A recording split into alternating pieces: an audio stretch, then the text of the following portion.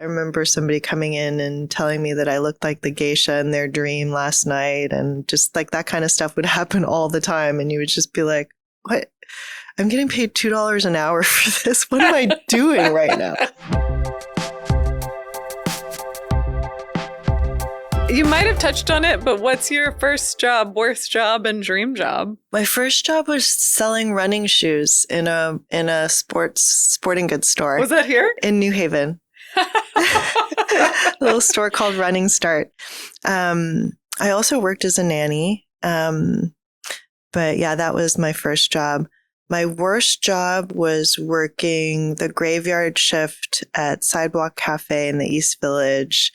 It was so tough. And yeah, I worked from 9 p.m. to 9 a.m. Oh. And yeah, it was really, really tough because it's like women on the floor, a lot of sexual harassment in the restaurant, and people would come in drunk all night long. And yeah, you just put up with a lot. I remember somebody coming in and telling me that I looked like the geisha in their dream last night. And just like that kind of stuff would happen all the time. And you would just be like, what? I'm getting paid $2 an hour for this. What am I doing right now? Yeah, restaurant work is really hard. Dream job. Writer. Oh, yeah. That's within your reach, I feel. I do write. Fiction or nonfiction? Nonfiction. Okay. Yeah, I love to write, and I'm secretly, not so secret now, working on a new book. Yes. Oh, great. Yes. We need that. But someday I would love to do it full time. And when I was in college and after I finished school, while I was first starting out organizing, I used to take poetry writing classes at night at the Poetry Society.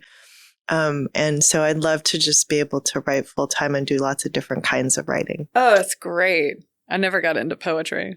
I hate to admit that, but I do love writing and I love reading. I've just gotten back into it post kids. It took a minute. I know. Yeah, as you know. Yeah. I finally I moved all the furniture in our room so I can have a nightstand with a stack of books. And I'm in it again. Good. Last question. Who are you currently obsessed with and why? Dawn Staley. Oh, great. Yes. We love Dawn. She's amazing. I am obsessed with her. And it's because I watched a documentary series where she's sharing her life lessons as a coach. And she has this one rule called the 24-hour rule, which is basically that after you win a game, you get to celebrate for 24 hours, then you get back on the court and you play basketball. If you lose, you get to grieve for 24 hours, but then you get back on the court and you play basketball. And I've dealt with so many wins and losses over the years. And with the losses in particular, it's just so important to remember it's a long game. You get to grieve, you give yourself that time, but then you get back on the court and you keep working. Yeah, for those who don't know, Dawn Staley is the head coach of the University of South Carolina basketball team. Women's basketball. She's also a Gamecock, and that's where I went to grad school. So Really? I'm obsessed with Dawn, have been for a long time. Oh, man. I am such a fangirl. I feel like you and I are living parallel lives, but I also think that this isn't dissimilar for a lot of women.